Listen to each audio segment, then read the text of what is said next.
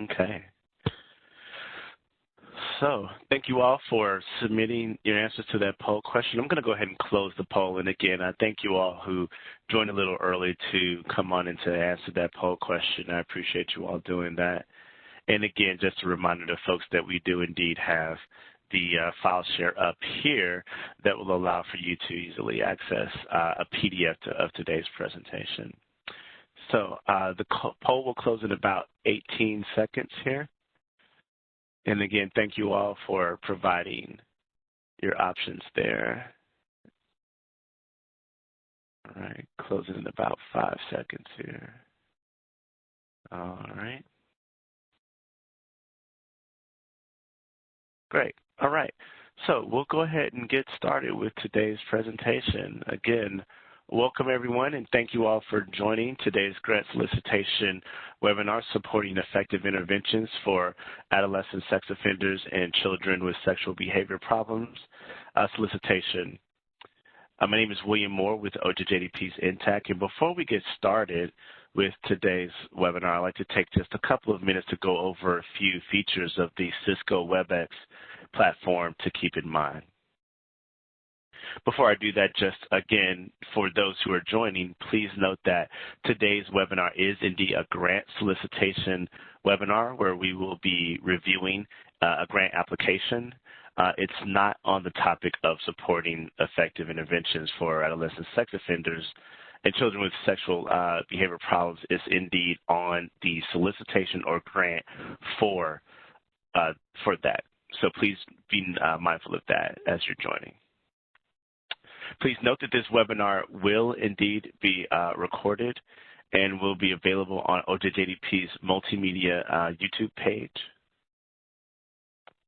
You can view archived and past multimedia webinars on this page. If you would like to get any additional items related to these webinars that we have on this page, you can reach out to the OJJDP TTA Help Desk at ojjdptta@usdoj.gov. For individuals who are experiencing or need help downloading the materials, again, in this case, it is that PDF of this presentation that I provided in that file transfer pod there. If you need help accessing those materials or something's happening where you can't get access to that, please contact the OJJDP TTA Help Desk and we can get that file to you with no problem. Note that for the most optimal of audio, we suggest that you have dial out through the WebEx system. When you're connected, you'll see the icon that shows that you are indeed connected to the audio for today's presentation. If at any time you're experiencing any type of issues or technical difficulties, please be sure to send me, the host, a chat, and I will be more than happy to assist you during the webinar. Please be mindful that we will be taking questions related to the solicitation webinar throughout today's presentation. Please submit your questions into the chat. To simply submit your questions, just type your question and you will hit enter to send it. However, please note that we would like you to select all panelists when you're sending your question. So before you send your question, make sure you don't have all attendees selected. Instead, make sure you have all panelists selected prior to submitting your question for today's webinar. And I'll reiterate this throughout today's presentation and when we get closer to the Q&A. Now, we'd like to get a good accurate count of how many folks have joined us for today's web event. If you could, go to the chat window and again, send this to all panelists and let me know how many additional people are in the room with you today. If you're viewing by yourself, there's no need to type anything at this time. However, if you're viewing with additional individuals or additional people, please type in the total number of additional people in the room with you today. So if it's yourself and you're viewing with your program manager or the person who helps with your budget, you would put +2. Again, don't count yourself. If you're viewing by yourself, there's no need to type anything at this time. And please note that everyone has come into the virtual room muted, so no worries for folks to worry about their microphone. You are indeed muted. You've come into the phone or the event muted. Thank you for your question. So that being said, I'm going to go ahead and turn it over to our moderator and presenter for today's webinar, Darian Hanrahan. Darian, I'm going to pass the virtual ball here and let you take it away. All right. Can you hear me okay? Audio is coming in loud and clear. Yep. Perfect. Thank you so much. Like William said, my name is Darian Hanrahan. I am a program manager with the Special Victims and Violent Offenders Division within the Office of Juvenile Justice and Delinquency Prevention, or OJJDP. I just want to start off by saying thank you all so much for taking the time out of your busy schedules to be with me today. For those of you familiar with the grant writing process or unfamiliar with the grant writing process, I understand how big of an undertaking this is. And I know that a lot of us, if not all of us, have been in a mostly or completely virtual environment for quite some time. So I understand this is another webinar to attend. So I'm very excited to go ahead and get started. This is a program that I manage and is very near and dear to my heart. So I look forward to talking with you more about it. All right, so a little bit of background about OJJDP. We are housed under the sort of like umbrella organization of the Office of Justice Programs. So you can see here that there are a lot of components, but a good chunk of the work done out of the Office of Justice Programs, or OJP, is grant work. So you can see there are 6 different grant offices here. So we have BJA, or the Bureau of Justice Assistance, BJS, the Bureau of Justice Statistics, NIJ, National Institute of Justice, OJJDP, OVC, which is the Office for Victims of Crime, and the SMART Office, which is the Office of Sex Offender Sentencing, Monitoring, Apprehending, Registering, and Tracking, which I understand is a mouthful. If you aren't familiar with these agencies, I absolutely suggest checking them out as well for other grant programs that might be applicable to your organization. All right. So OJJDP, as you can tell from our name, and for those familiar with our office, a lot of our work centers around juveniles, so children and youth. And at the end of the day, we are looking for a nation where the children are free from crime and violence. And if they do come into contact with the justice system, the contact is both just and beneficial. So essentially, our office provides national leadership, coordination, and resources to prevent and respond to juvenile delinquency and victimization. So we are supporting states, tribes, and communities to develop these juvenile justice systems in order to enhance public safety, ensure accountability, and empower youth. All right, so that's just a bit of background on our office. So just a quick overview of what we're going to be talking about. The primary purpose of this webinar is to talk about OJJDP's FY 2021 Supporting Effective Interventions for Adolescent Sex Offenders and Children with Sexual Behavior Problems Solicitation. This isn't meant to be a program 101 discussion. It's really just going over the solicitation in terms of an overview of the program, what are the goals, objectives, and deliverables for the solicitation, who's eligible to apply, priority considerations, and a very broad brush approach of the application process. So, you know, objectives similar to that. All right, so this is the link to our solicitation. If you don't have it pulled up already, I would recommend just taking a moment to search it on OJJDP's website or just like a simple Google search so you can follow along. Like I said, this is going to be a pretty general overview of the solicitation, so you might find that the solicitation has more of that nitty-gritty information that you might have a question about. So for those of you that may have applied to this solicitation or different ones from our office in the past, this year, instead of one application deadline, we actually have two. So there is the grants.gov deadline, which is 11:59 p.m. Eastern Time on February 22nd, and the application deadline, which is 11:59 p.m. Eastern on March 8th. So mark your calendar, set a reminder, put it in your planner, all the things. I will go over in a little bit more detail why there are two deadlines, but essentially right now, two forms are going to be due within grants.gov, and the rest of your application is going to be due in our grants management system. So no need to panic quite yet. I will touch on it a little bit more going forward. I know I'm already throwing a lot of information at you. All right, so I'll start off with eligibility. So we've really opened up this solicitation to a lot of different entities because we love seeing a diverse range of applicants come in under this solicitation.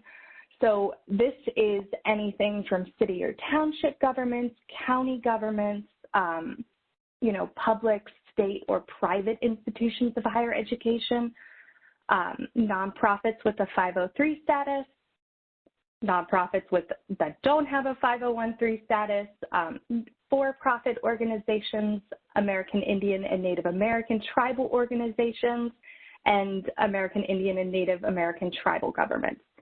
So really just all across the gamut. I do want to note that we also are allowing law enforcement agencies to apply. There's more information about it in the solicitation, but you do have to be, if you are a law enforcement agency interested in applying, you must be certified by an approved independent credentialing body or have started the certification process for that. Just a note that all recipients and subrecipients, including for-profit organizations, must forego any profit or management fee. If you are in the boat where two or more entities would like to carry out this award, that is absolutely fine. We, of course, allow those applications. You would just need to consolidate that under one application. So if two entities are going to carry out the project, you just need to make sure that one entity is the applicant that's applying. And I do want to note, just while we're under eligibility, that your proposal should be providing services to youth under the age of 18. So youth who are 18 and older, that's not the target audience for this solicitation. So just making a note of that there. All right. General overview of the program. This program furthers DOJ's mission by supporting states, communities, and tribes as they enhance their capacity to develop and implement intervention and supervision services for adolescent sex offenders and children with sexual behavior problems, while also providing treatment services for their child victims and family members or caregivers. So definitions, very important because there are two distinct populations that we are looking to serve.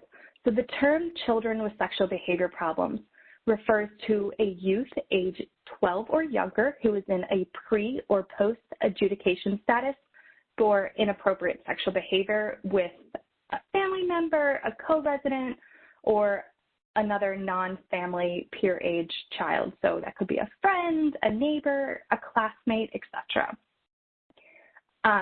Separate from that is adolescent sex offenders. So that is youth ages 13 through 17 who are also in a pre or post adjudication status for serious sexual offenses committed against family members or other non-family peer-age children or adults.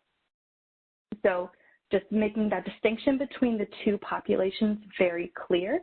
That's something we clarify in our solicitation and something that we expect to be clarified in your proposal. Just a quick overview of the award information for this. We are anticipating making 7 awards. The maximum amount that you can request under your application is up to $475,000. That is not a hard number. If you come under it, that's not a problem. You can, of course, request less than that amount, but $475,000 is the cap. So $475,000 times 7, we're looking at $3,325,000 total available under this solicitation. Your performance period start date would be October 1st, 2021, and we're looking at a 36-month project period. So 3 years to implement this grant program. And it would wrap up on September 30th, 2024, which doesn't even sound like a real year at this point. All right. Goals and objectives. So the overall goal of this program is to prevent sexual reoffending by adolescent sex offenders and problematic sexual behavior in children. So more specifically, the objectives are to really improve the family and system response to these incidents of either adolescent sex offenders or problematic sexual behavior in children, while also increasing protective factors in these targeted youth in order to prevent reoffending or continued problematic sexual behavior. All right. So more specifically, we have our deliverables, and there's a bit more detail in the solicitation. So specifically, and we are looking for each of these, they are to develop or enhance intervention and supervision services for adolescent sex offenders and or children with sexual behavior problems. So I really want to highlight your attention to the and or, meaning that if you only serve one population and you want to apply, that's okay. If you serve both populations, that's also okay. It's the and or. We wanted to make it open for really organizations that might serve both or just one population. So second deliverable is to develop or enhance treatment services for child victims and non-offending family members and caregivers. So, you know, in one vein, you're providing these services for the adolescent sex offenders and children with sexual behavior problems while also making sure that the victims and families have access to the services they need. Last bullet point on here is to develop a comprehensive assessment of system resources that really talks about the intervention services available for the target population, as well as treatment services for the victims and their family members and caregivers. So really just demonstrating that you have all of these resources in place that can hit both components of this program. So a quick word about multidisciplinary teams, or MDTs. So if you're not familiar with MDTs, I think a lot of you, if not all of you, will be. But the purpose of them is to ensure that offenders are held accountable within the legal system and making sure that treatment services are available for victims and offenders. So this really can include everyone who might come into contact with these populations. So that can be prosecutors, juvenile justice personnel, child welfare personnel, those in the mental health and victim advocacy fields, law enforcement, and any other community providers. So applicants that already have an MDT are going to receive priority consideration for this program.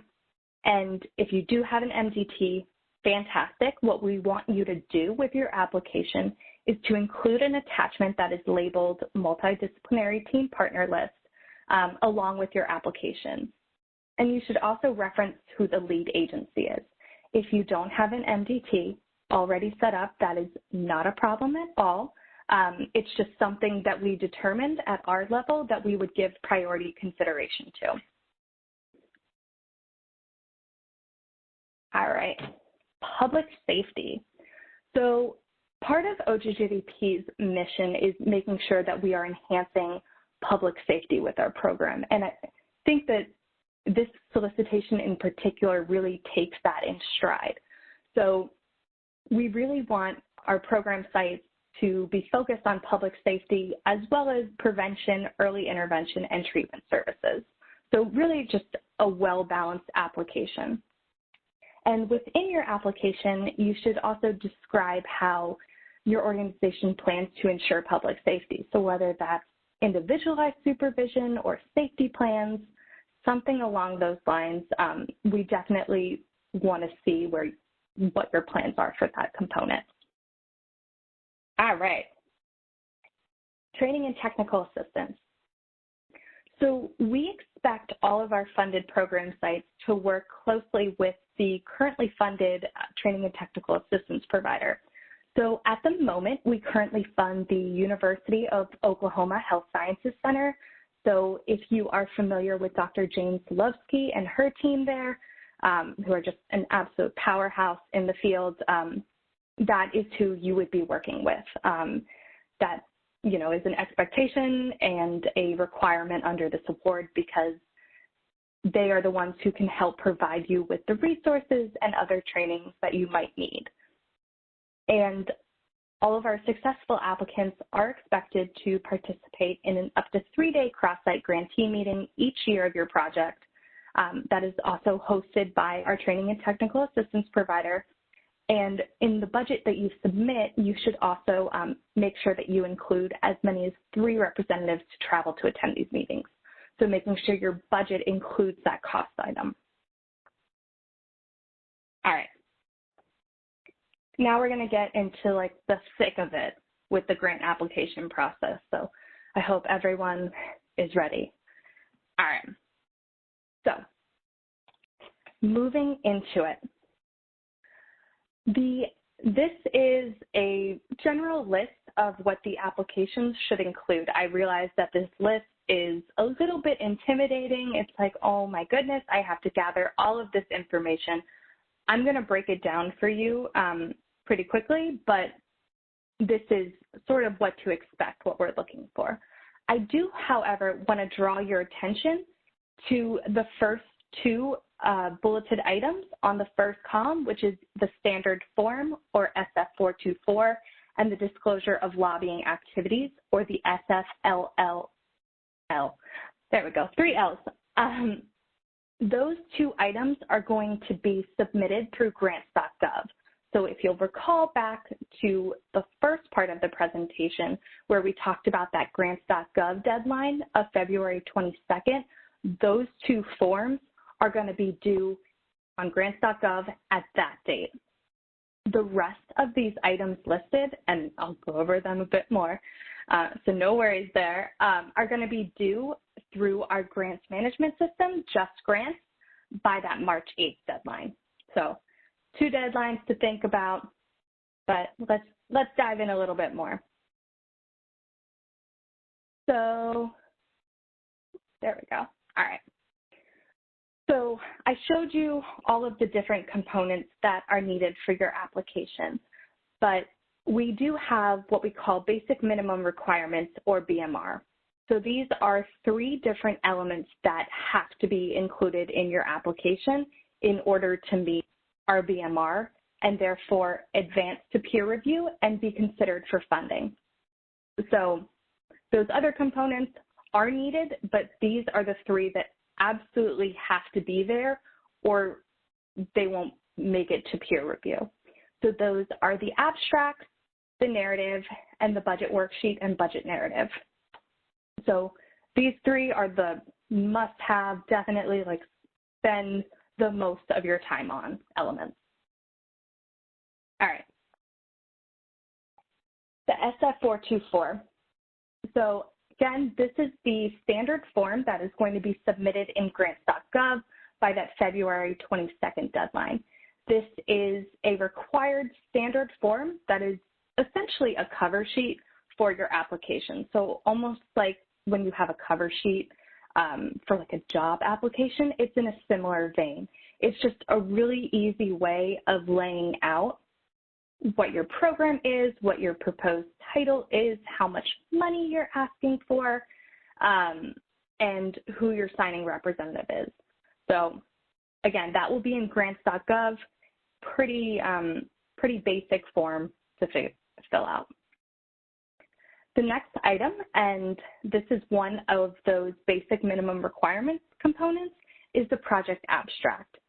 So this is a pretty short summary, 400 words or less, that gives us an idea of your program. So it should be written for anyone's consumption, not just people familiar with this program area or this solicitation, but it can quickly give anyone who reads it a breakdown of what your project purpose is, the population that you plan to serve, and any activities that you are proposing that are going to achieve your project's goals and objectives. The abstract should also contain information on how you are planning to measure your progress towards these goals. This should be submitted as a separate attachment that is labeled as project abstract. This might seem a little bit obvious, but I cannot overstate the importance of labeling your attachments correctly. It really does go a long way in terms of reviewing your application, because when they are clearly labeled, whoever your reviewer is doesn't have to click through every single file that's submitted in order to find what we need to review. So I highly recommend making sure that your labels are correct. And then we expect that your abstract is going to be single-spaced using a standard 12-point font, Times New Roman, with 1-inch margins.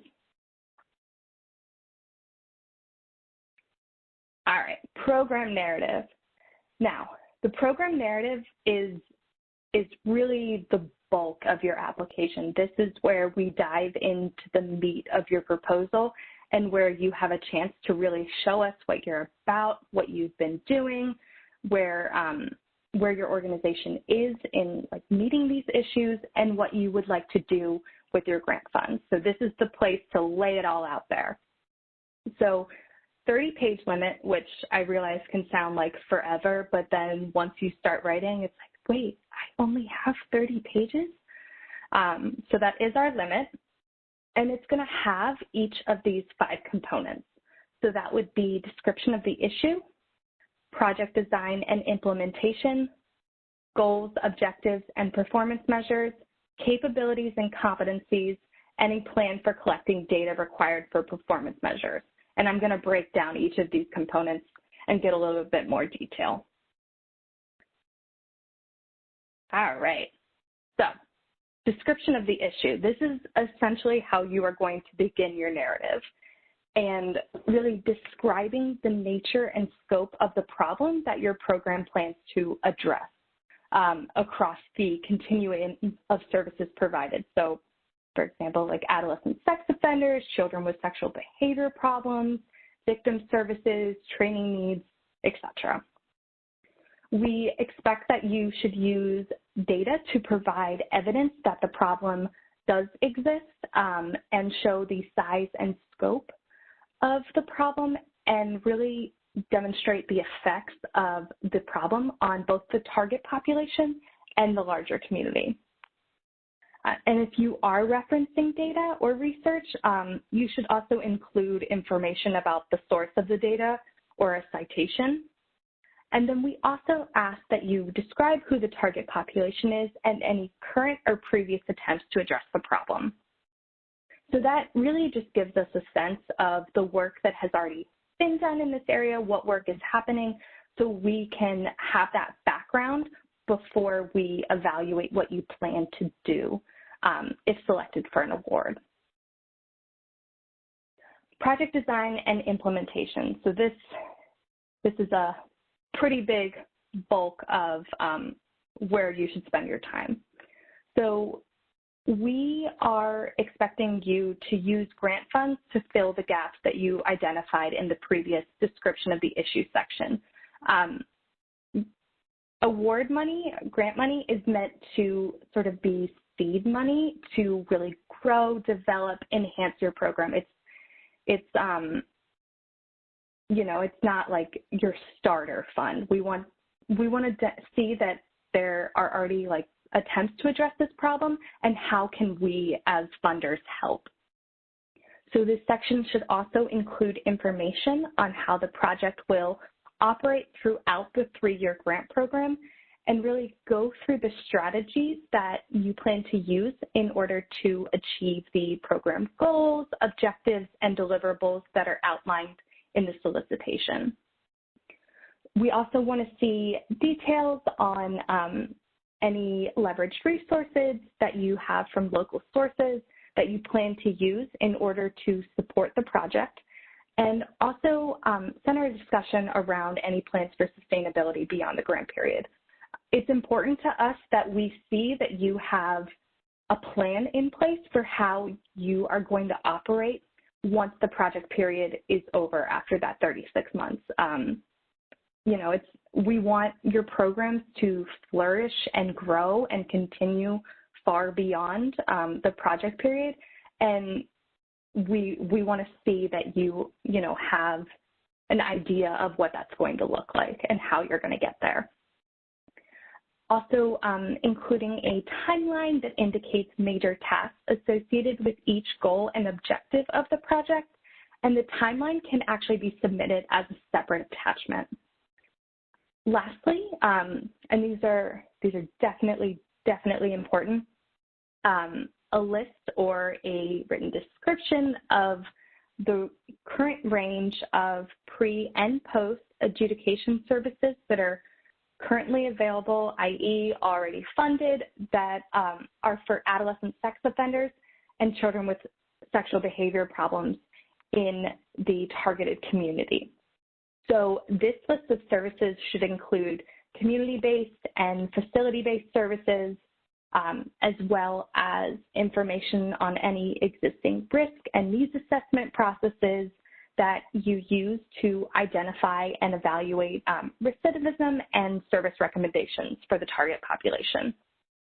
In a similar vein, also giving us a list or a description of services that are available, pre-funded for victims and family members / caregivers. So those last 2 bullet points are particularly important because we want to see what you already have in your back pocket. What resources are you relying on at the moment?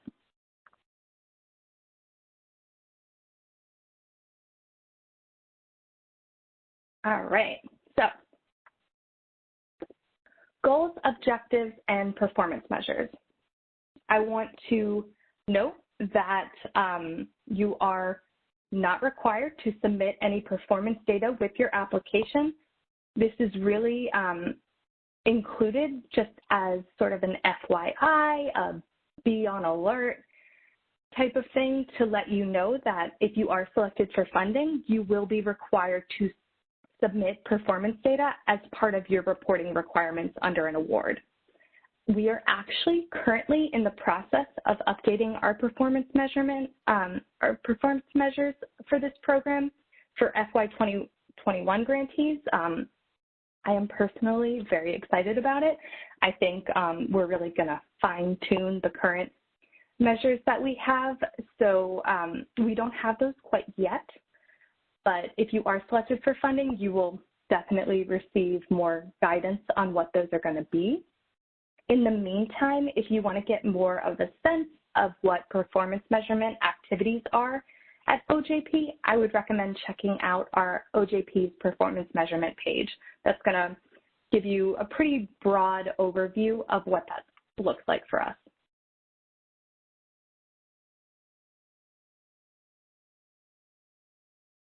All right, capabilities and competencies.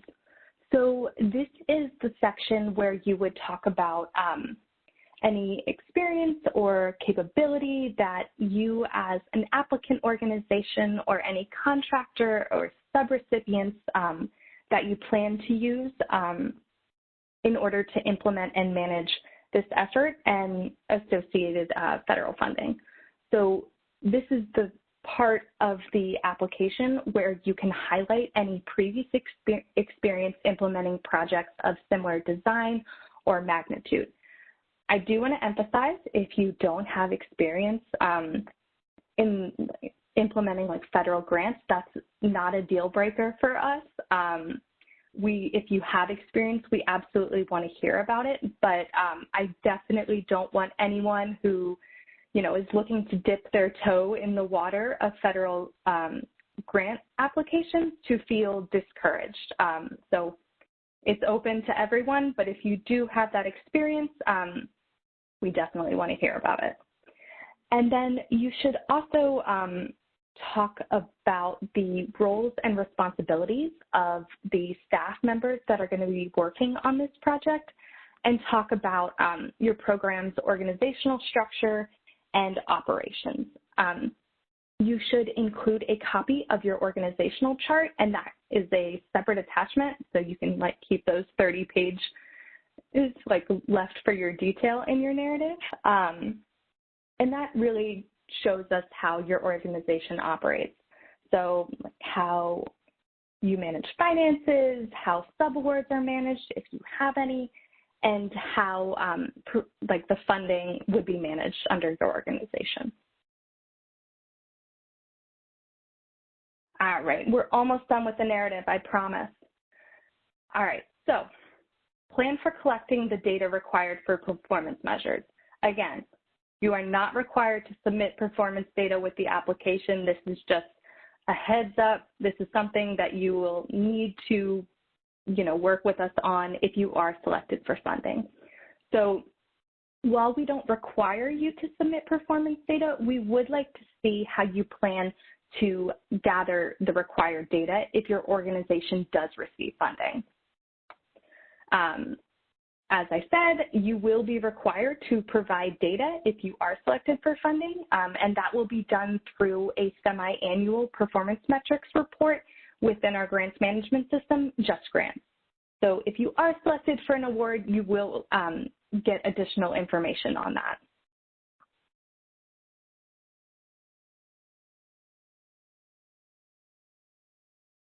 All right. Okay. Now, we're done with the narrative. We made it. Moving on to the budget worksheet and budget narrative. Now, we do have, OJP has a budget detail worksheet format that is available at this link at the bottom. This is a gigantic spreadsheet. If you aren't familiar with it, I would recommend getting familiar with it. It's phenomenal and lovely. So this really gives you space to break out your expenses in each category. And within that category, you also have room to give a narrative justification about these expenses. So, really giving a justification for every cost to show us that it is needed for the implementation of this project, and here's how you can further your goals and objectives with that expense. I mentioned this earlier, but successful applicants will be expected to participate in an up to 3-day cross-site grantee meeting every year of your project and budget. And so you should budget for as many as 3 representatives to travel to attend these meetings. So definitely make sure that when you submit your budget, that cost is included for each of the 3 years. All right, so we made it past the bulk of the information. These bullet points are additional items that you will need to submit. I just won't go into nearly as much detail with them. So the disclosure of lobbying activities, the SFLLL, as I mentioned earlier, I think I've already said it like 50 times. that form, along with the SF424, will be submitted had to catch myself, grants.gov. The rest of these items that are listed here would be submitted with your actual application in JustGrants. So that would be an indirect cost rate agreement. I do want to note that you only need to submit that if you are planning to have indirect costs associated with your budget. If you don't have any indirect costs, you don't need to worry about it. A timeline attachment that sets out, like realistic timelines for each goal and activity and objective. Letters of support from organizations. This would also be where you could upload that list of existing MDT partners if you have one. Position descriptions to really outline the grant-funded project staff and what their role is and what they'll be doing as it relates to this organization. If it applies to you, a tribal authorizing resolution. Under that is the Financial Management and System of Internal Controls questionnaire. Moving on to the next column is the applicant disclosure of pending applications. I do want to note this one because in reviewing applications, I've been with OJJDP for a few years now. I think this attachment is one that is frequently overlooked and is actually pretty helpful to us when we see it. Because it really just states whether you have applied either as the main applicant or as a subrecipient to any other federal funding in the past year. Most of the time, in my experience, grantees have nothing to disclose and they just give a statement to that effect. But if you do have something to disclose, giving us that information on which solicitation or funding opportunity you may have applied to, it's extremely helpful. It doesn't make your application any better or any worse than others. It's helpful for us to get a sense of, like where else you are seeking funding for. Moving on from that is a disclosure and justification that's only needed if you are designated as a DOJ high-risk grantees. We really don't see those very often, but if you do fall in that category, we will need to see a disclosure. And then the last two items are the research and evaluation independence and integrity statement and the disclosure of process related to executive compensation. And all of these items, I know that there are a lot of them. More detail on each of them can be found in your solicitation. I just want to be aware of time and definitely leave enough space for questions. All right. On to the next slide. All righty. Oops, jumped ahead. So, if you are familiar with last year's solicitation, and if not, it's really not a problem, I wanted to talk about OJP's priority areas. So this year, we are going to give priority consideration to applicants that meet any of the three considerations that are listed here. So 3 different ones, and sometimes all 3 apply to you, sometimes none of the 3 apply to you. That would be applications that address specific challenges faced by rural communities, applications that are able to demonstrate that the population intended to benefit from the requested grant will reside in high poverty areas or persistent poverty counties, and applications that offer enhancement to public safety in economically distressed community zones, or more commonly referred to as Qualified Opportunity Zones, or QOZs. So just a little bit more about this, and this is a very broad brush overview of the priority areas. The solicitation has a lot more information and links that make it like a little bit more digestible, because this one can be a little bit confusing. So for the first one, the rural priority area, you should, if you believe you fall under that category, you should describe what makes the geographic area that you are planning to serve rural. So we are expecting you to use U.S. Census data or other appropriate government data. And in the solicitation, we have a link to where you might find that information. You should also include information on how isolated the area is from needed services and how your organization plans to address specific challenges that rural communities face. For the poverty priority area, you should provide information in order to demonstrate that the individuals who will benefit from the grant reside in those high poverty areas or persistent poverty counties. And we have a few links under this particular poverty area in the solicitation that really gives you a better sense of how we define high poverty area and persistent poverty counties. So if you're looking for additional clarification, I would absolutely recommend that you double check the solicitation. And lastly, to receive priority consideration under the Qualified Opportunity Zone or QOZ priority area, you should include information that specifies how the project is going to enhance public safety within those specified QOZs.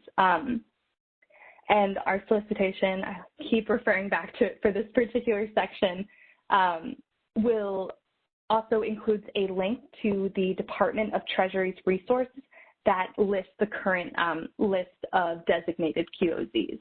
So if you're wondering if you fall into that area, I would definitely recommend checking out that list. I do want to note that this priority consideration essentially just means you receive additional points in our application scoring process. If you receive priority consideration, 1, 2, or 3 areas, that doesn't guarantee that you will be funded. And in a similar vein, if you don't receive priority consideration in any of the areas, that doesn't mean that your application will not be funded. This is really like a few points or not a few points. It's not a deal breaker or a yes or no. So just managing expectations there.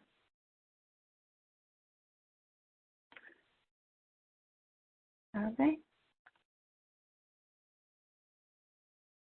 All right, my slides keep freezing for some reason. All right. We at OJJDP we want to be as transparent and open about our selection process as possible. So any applications that meet our basic minimum requirements, and as I mentioned earlier, that would be submitting your abstract, your narrative, and your budget, are going to move to the next stage, which is our peer review process.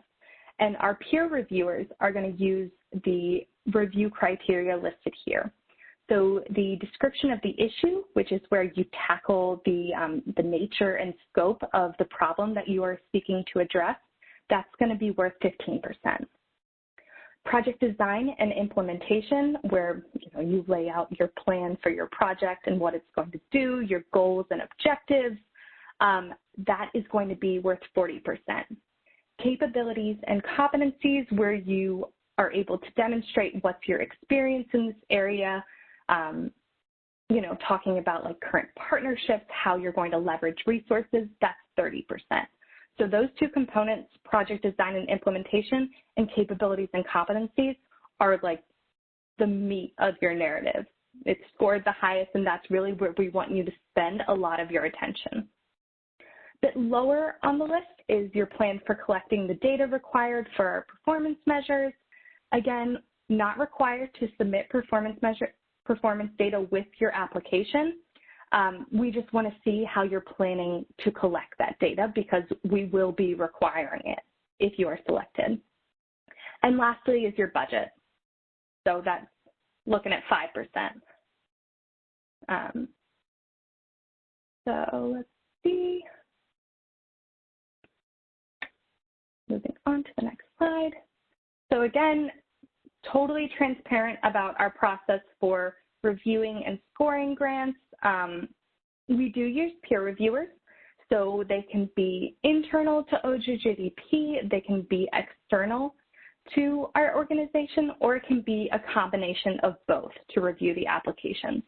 and that is after we've determined that an application meets our basic minimum requirements.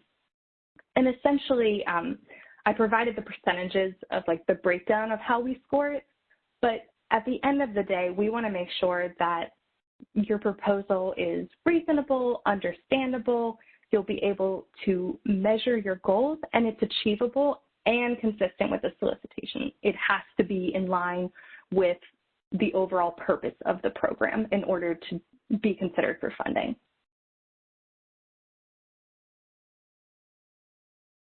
Let's see. The slides keep freezing. All right, so here's the information that I know everyone is particularly looking for, where and how to apply. As I mentioned earlier, and as I have mentioned throughout this presentation, applicants are going to have 2 deadlines to meet when you submit your application. The grants.gov deadline, which is February 22nd at 11:59 p.m. Eastern Time, and the application deadline, which is March 8th, 11:59 p.m. EST. So again, the SF424 and the SFLLL, or the Disclosure of Lobbying Activities, are going to go through justgrants.gov. And the full application, which is essentially all of the other attachments and application components, are going to be submitted in our Justice Grant system, which we refer to as Just Grants. I highly recommend registering with grants.gov as soon as possible if you aren't already, because the registration process does take some time, especially as our office, not just OJJDP, but OJP, other offices under the OJP umbrella, open up their solicitations. Grants.gov just gets flooded. We also highly, highly, highly recommend that you submit your applications 72 hours before the due date. And this is for both the grants.gov deadline and the Just Grants deadline. I really can't emphasize this enough. This is going to allow you time if you run into any technology issues that always seem to hit at the 11th hour before something is due. And if you end up getting any like validation or rejection notifications from grants.gov, SAM.gov, or Just Grants, you'll be able to see those issues and not have to panic because you've gone ahead of the time and aren't, waiting till the last minute. So definitely recommend submitting it earlier rather than later, so it's less stress to worry about. I know I have definitely been one of those people who's on the phone with a help desk, like at the very last minute, trying to get things submitted. So I really recommend alleviating that stress and taking it off the table. Right. Oh. 1 second. I have lost the entire presentation.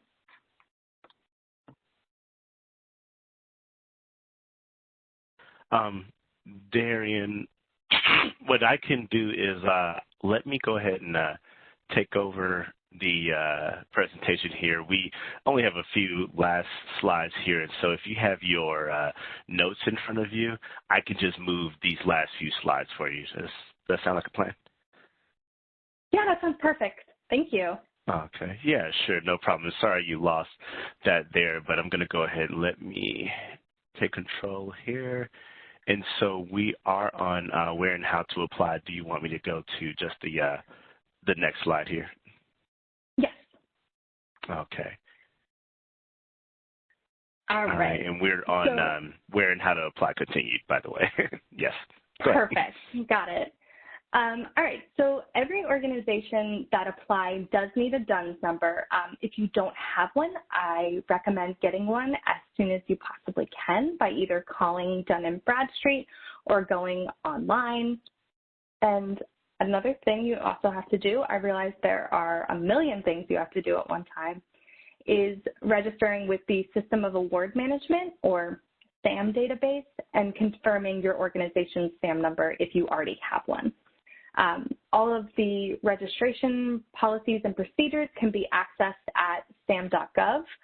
I also want to note that when if you already have a SAM number, I really recommend just double checking that the registration hasn't expired.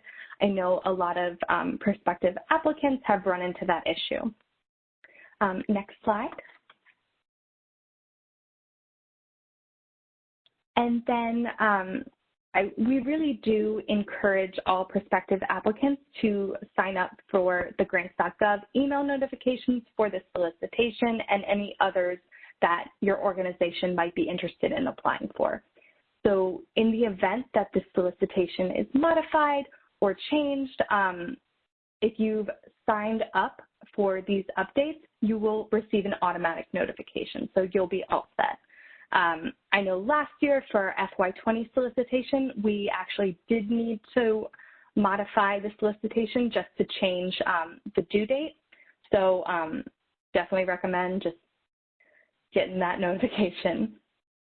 Late applications will not be accepted unless there is a problem with grants.gov, SAM.gov, or JustGrants on our end. If there's a problem on the applicant's side, like a lack of DUNS number or expired SAM registration, it won't result in a waiver to submit late. And next slide. All right, so this is a slide that contains information on really the resource desk for grants.gov. So if you need any help with submitting or accessing the SF424 and the SFLLL, you can contact the customer support hotline. They are really fantastic, open 24 hours a day, 7 days a week. They will take care of you if you have any of those issues. Next slide. And then lastly, I've listed out the resource information for JustGrants, so they can assist you if you are having any issues with submitting the full application in our JustGrants system. I cannot emphasize enough how incredibly helpful and wonderful the JustGrants support team is. They have helped me many a time. So I definitely recommend reaching out to them if you are having issues. Next slide. And I've listed some resources here that include the OJP Grant Application Resource Guide and justicgrants.usdoj.gov. I do want to say, if you aren't familiar with JustGrants, justgrants.gov is different than justicgrants.gov. Very important to distinguish the two. JustGrants is going to be the actual grant management system where you submit your application. JusticGrants is your one-stop shop for all of the information and resources you could possibly need to navigate JustGrants. So that's where you find all of those helpful tips and resources.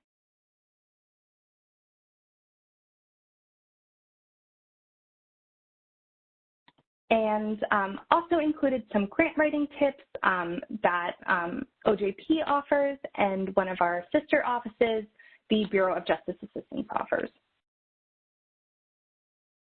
And next slide. We are on social media, so like all of the platforms, Twitter, Facebook, YouTube. If you aren't signed up for our newsletter and our June Just alerts, I highly recommend signing up. You will be in the know for all of potential funding opportunities and resources. So, you know, definitely get on those if you're not already there.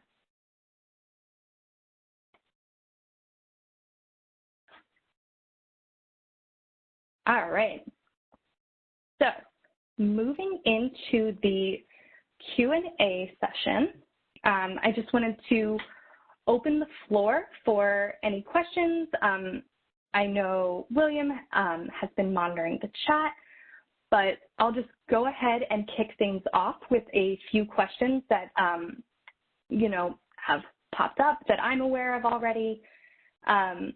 So one of them is what the reporting requirements are and how the release of funds are handled. So if you are selected for an award, you are required to submit a quarterly federal financial report, or an FFR. So that will be on a quarterly basis for each year of your project period. And you are also required to submit a semi-annual performance report. So that is going to consist of that performance measurement data that I talked about like 20 times, as well as a really just a narrative explanation of what you've been doing within that project period. So that'll be twice a year for the performance data and really that, you know, program information, and a quarterly basis for the financial reports. All right. Other questions I have seen. How does an organization get experience if they have not previously managed large grants? Again, I mentioned this, but I really don't want anyone to feel discouraged if they don't have experience managing federal grants. Tell us about what experience you do have, what your capabilities are in that region. It's almost like, you know, like those job applications where it's like, you need 5 years of experience. Like, but I don't, how can I get experience when, like, you're not letting me get experience? Show us what you've done so far. It doesn't mean you're automatically excluded. So I definitely want to encourage organizations that may not have, you know, that track record of receiving and managing federal awards or larger grants. Let's see, another question. Do law enforcement agencies qualify to apply? They do. More information on the requirements for law enforcement agents specifically is going to be on page 2 of the solicitation under the category that's listed as other. So I briefly touched on it at the beginning, but that is going to be any law enforcement agency that has been certified by an approved independent credentialing body, or if you've started the certification process to become eligible for FY21 funding. Let's see. And I mentioned this earlier, but our training and technical assistance provider that we currently fund is the University of Oklahoma Health Sciences Center. So if you are familiar with Dr. Jane Solovsky and her team, that would be who you would work with if you are selected for funding. And I am ready to answer any other questions you might have, William. All right, great. Thank you, Darian. And yes, before we get into the questions that folks have submitted, I know several people have asked about getting access to the presentation. Please note, everyone, I have indeed put back up the file share option here, and so you should see a box that pops up on your screen that should allow for you to download a PDF of today's presentation. So please be sure to download that and get access to it. Those include links and hyperlinks to several resources that were linked all throughout the presentation that you just saw. It also includes, of course, the link to OJJDP website, where I've seen with a couple of questions folks asking about maybe past recipients or even programs or even more information about OJJDP. Please note that all of those links are indeed in that PDF that I'm sharing right now. So if you download that and you get access to it, you can click on those hyperlinks and those are ready for you there. Okay, so that being said, and I'll again keep this up for people to download, we'll go into our questions. One last thing too, before we go into questions, just to let folks know, please note that the response center information is up on the current slide that you see here. So any questions that we may not get answered to today can be directed to the response center, and you have the contact information there. Great.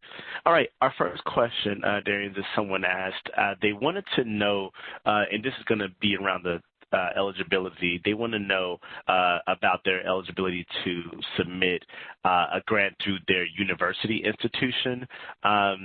Given their experience submitting grants, they want to know if this type of submission is basically allowed. Yeah, absolutely. So we are open to private institutions of higher education and public and state-controlled institutions of higher education. So you should absolutely be able to submit. Okay.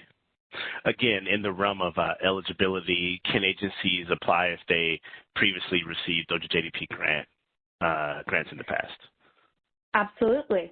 As long as you don't have an active award with us. If you've done it in the past, the award has closed, you can, of course, apply again. Okay, great. You touched on this a little bit before, so this is probably going to be repeating a bit. Someone mentioned that they are with the probation department, and they want to know, do they still have to apply for the certified by an approved independent credentialing body of law enforcement? That is an excellent question, and I would ask that you actually direct that to the response center, and I can give that a little bit more thought. So I will definitely get back to it. Great. Can one agency submit 2 applications with each being for a different project and approach to the issue, or is it preferred for the focus to be a specific geographic area or a larger state system? So I don't think I would recommend one agency submitting one application. I think it might seem a little bit duplicative for us. I'm sorry, could you repeat the second part of the question? Is it preferred for the focus to be a specific geographic area or a larger state system? It's, I wouldn't say that there is a preference on our end. It's really up to you as the applicant and where you have identified the need. So we have current grantees that focus on a few communities. We have some that focus on a large community. So as long as you are able to clearly demonstrate, the need in your target area and that community, you're free to do that. The next round of questions here are going to focus a little bit more on clarifications of category type and clarifications around maybe definitions or even the utilization of funds area. So just to prepare you for that, I'll have this next focus around the questions. Okay. Must all 3 deliverables that you mentioned be included, and is both intervention and supervision a required deliverable, or can one focus on intervention and maybe another on any supervision surfaces? Yeah, great question. So we do expect you to touch on all 3 of those deliverables, and it really, this is a pretty specific question, so it really just depends on your proposal. In an ideal world, we want to see the intervention and supervision services highlighted. But, if you're really, showcasing in one or the other, we definitely want you to emphasize that. But you hopefully, your program should have both components, but one can be stronger than the other, if that makes sense. Okay, great. We received multiple questions, Darian, about match funding. So I'm going to ask maybe the one that generalizes all of the match funding questions that we received. Would the agency or a agency organization need to match the funding they receive from OJJDP? And again, that's a summary of about several match-related questions that we received. So if you want to expound on that, please feel free. Yeah, absolutely. There is no match requirement. So you don't need to put that in your budget, in your application. You know, if your organization would like to pursue a match, that is also absolutely fine. Again, not required. So, yeah, it's up to you. Okay. Again, around some clarifications of definitions and category types, it looks like an individual asked if the overall goal of the project is providing services to victims of juvenile sexual assault, would that qualify for goal requirements, or would they need to include specific goals for the offenders? You would need to touch on both populations, so both the victims and the adolescent sex offenders and or children with sexual behavior problems. They are in the same vein, but two distinct areas that you should focus your project on. One can have a little bit more attention than the other. Like that might be the area where you really want to like dig your heels in and really grow. But you know, you should be providing those services to victims and their families as well. Another clarification around performance measures, and again, you mentioned it earlier, so this is kind of a repeat, but I think will probably benefit several people who asked. Will the performance measures be released prior to the application deadline? If not, how can we be sure to reference the correct performance measure for the solicitation in our application? Great question. I am not sure whether they will be available prior to the deadline. I can't say for certain. It's got to go through quite a bit of review and approval process before being released. So what I would recommend is visiting the OJP performance measure site. I believe there's a link in one of the presentation slides to get a sense of what the measurements required are, and you should be able to like see what kind of data that we've collected for previous grantees under this program.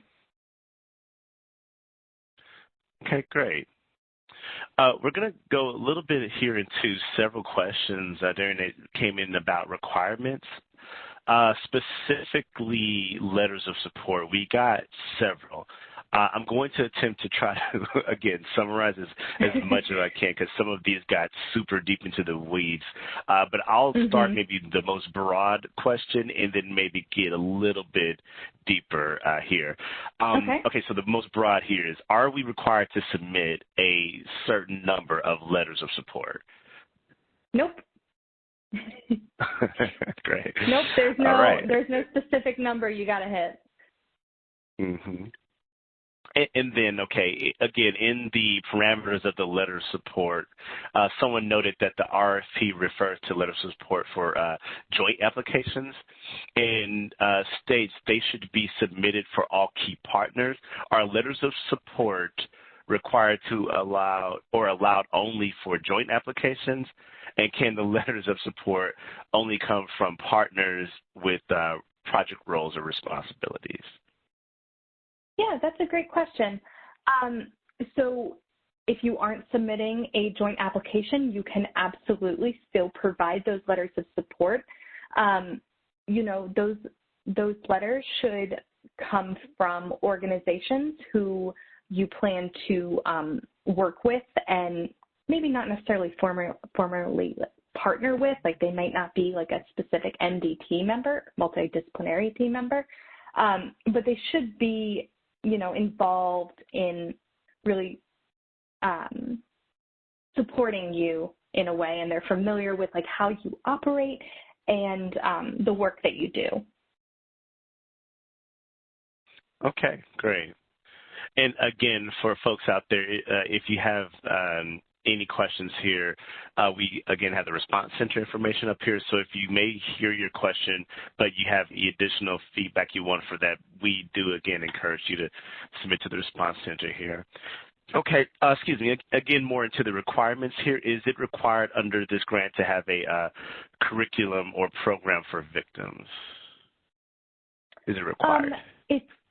No, but we would like you, it's not required to have one going into it, but it should be part of your proposal.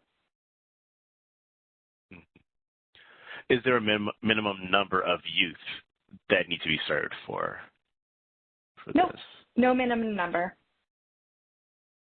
Great. Okay, again, we're getting a little bit into the weeds here, Darian, so sorry if this gets super into the weeds. Is the funding intended to be used directly to pay for or fund therapy services for youth, or can it be used to build resources so the services are available? Great question. It can be used for either or both. If you do have questions about allowable or non-allowable expenses, I would recommend checking out the Department of Justice Financial Guide. It's a pretty dense read, but it will have very specific information on what you can and cannot include. But both of those sound like they would be allowable expenses under this. Okay. Again, this is a question that we got a few people to ask, and so I'm going to attempt to summarize this a little bit. Or actually, I may go ahead and just ask both, and you can kind of let me know which one makes the most sense to answer. So this is in regards to MDTs, the multidisciplinary teams. Are MDTs a formal structure, or can they operate informally? And then the other question was, would like a wraparound service in the systems of care approach serve as a MDT? That's a great question, and I would actually direct it to the response center so I think I need a little bit more specific information on that before I can make a good call on how to best respond to that. Okay. Here we're going a little bit into some details around the page limits that you mentioned earlier. Mm-hmm. Will the timeline, if completed on a separate page, be counted as part of that 30-page limit? Oh, we actually get this question a lot. No, if the timeline is submitted as a separate attachment, it doesn't count as part of that 30-page limit for the program narrative. Okay. So now here, Darian, we're getting a little bit into kind of the miscellaneous questions here that kind of fell all over. So I think these questions will probably finish us out, bring us to about the half hour. So I'm going to kind of do a little bit of a rapid fire here for you.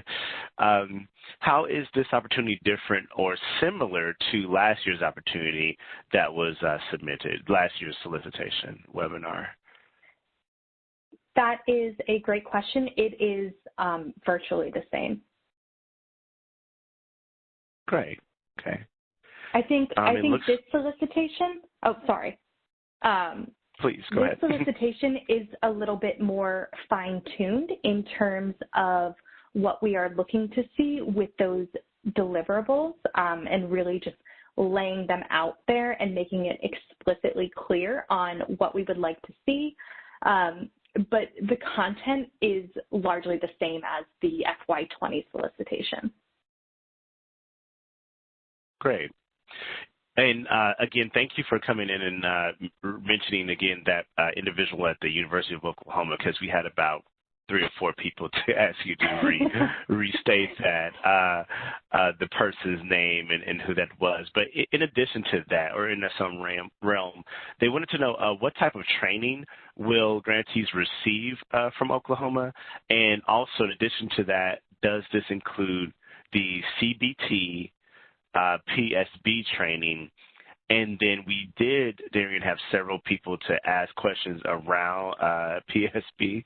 Like, for example, what practice standards do you refer regarding children with PSB, for example, ATSA practice standards for youth with PSB. We got several of those questions in and around PSB there. So if you want to provide a broad answer there. Yeah, so in terms of training to be provided on these subject areas, what happens with grantees once they are funded, everyone gets familiar with each other. We actually work with the TTA provider, training and technical assistance provider, to sort of almost develop a needs assessment around your program to see where you would like training and how the TTA provider can provide that for you. So it would really, if you are selected, it would really just be a discussion with the provider on what you're looking for and how they can best deliver that to you. In terms of the models that we use, we don't clearly define that in the solicitation, so I would direct you to OJJDP's website. If you, we have like a specific page on this program area, so I would definitely recommend that you take a look at that. We should have some more information on, like previous awards and like projects that we funded in the past. So that should provide some more specific information in that area. Okay. We have time for about several last questions here. And again, I'm going to try to combine some of these because they were submitted by several folks and were around the same topic area. So this is in regards to training, Daria. I'll answer them kind of in order, and please feel free to just answer them how you see fit. So the first question, does the University of Oklahoma provide training to clinicians in their model as part of TA, or is that something that would need to be built into a grant?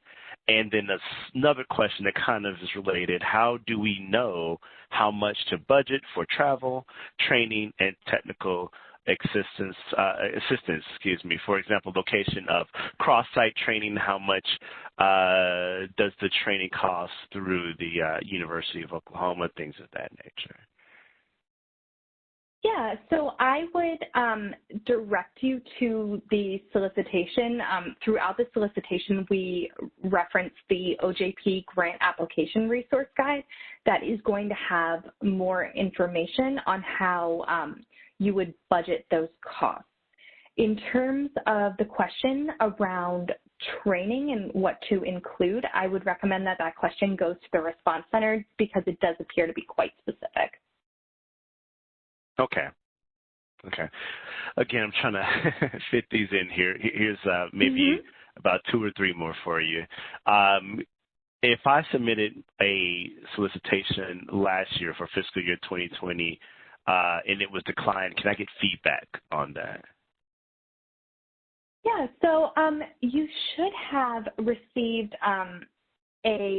not necessarily an automatic notification, but you should have received an email from one of our contractors once we had announced the FY20 awards, indicating that you hadn't been funded. If you haven't received that information, I would recommend that you contact the response center, and they should be able to direct that question to someone who can help provide that information for you. But if you did apply last year, you should have received those notes from the peer reviewers. Okay, great. And for this question here, and I want to say this should be on the OJJDP website if I'm correct, is there a list of fiscal year 20 grant recipients and their funded programs? Yes, that is correct. It is listed on the OJJDP website. Great. Let's see if there's any other. Do I have time? It looks like we did get some last kind of minute questions here. Can one agency provide treatment for youth with sexual behaviors and another agency provide services for victims? But I believe you answered that already earlier there, Daria. Yeah, so that would absolutely be fine, as long as if you are submitting a joint application, you should have one agency as the lead agency. We would need to see a letter of support, and throughout the narrative, you should include information on that partnership and how you plan to work together to implement this project in order to serve both populations. Okay. All right. I think that's going to be our last question that we have time for there, Darian. And again, just a reminder to folks, please note that the response center information is here up on the slide for you all to contact if you didn't get your question answered, or if you have questions even after today's webinar. We have it here on the slide. Darian, I'll turn it back over to you for any last words before we wrap up. Yeah, thank you. I just want to, again, thank everyone for making the time to attend. I know this is yet another webinar you might be attending. I know that, virtual fatigue is very much a real thing. I hope that this webinar has been helpful to really break down the solicitation and hopefully demonstrate that the program and the application process isn't so scary after all. I absolutely recommend contacting the response center or any of the help desks if you are having issues. And most importantly, I hope that you and your loved ones are staying safe and healthy during this time. Great. Thank you for that. So I'm going to go ahead and just wrap us up here. Again, thank you to Darian Hanrahan for a wonderful presentation on a great solicitation opportunity. And again, yes, echo the same sentiments. I hope you all were able to get a lot out of this solicitation webinar to learn even more about this before you all submit your applications. Before we wrap up, just a few last-minute things. As you all can see, here's the information for Just Grants. You all may have, if you had any Just Grants question that you submitted, that slide there did include where you can reach out to them if you have any additional questions, but we also have that information here up on this slide as well. My colleague and co-host is putting in Just Grants information here as well in the chat, just in case you need access to it there. For those who are looking to reach out to OJJDP's INTAC, you may do so through the information on this slide, where you can sign up for our listserv, where you can even check us out on Facebook at OJJDP TTA, where you can learn about coming trainings or even any additional resources that we have. If you're looking to get access or reach out to OJJDP TTA Help Desk or learn about JuveJust or any upcoming events, you may do so through the contact information on this slide. Do you have a training or technical assistance need? Well, if so, you can submit that request to TTA 360 or through the TTA 360 platform at the URL on this slide. Again, as I mentioned in the beginning, please note that we do have past webinars that are archived on OJJDP's multimedia page. This is accessible through OJJDP's website, but if you like any supporting materials related to anything you see there, please reach out to the TTA Help Desk at OJJDP TTA at usdoj.gov. Please note that we do have additional solicitation webinars that are available and coming up this week and even into next week. We have one on the 21st related to opioid-affected youth, another one on the 22nd related to the literacy prevention program. Again, these are solicitation webinars where they will go over the solicitation application. The same with webinars we have the following week on the 25th and 28th, solicitation webinars, again, around a myriad of juvenile justice-related programs here for the applications for those programs.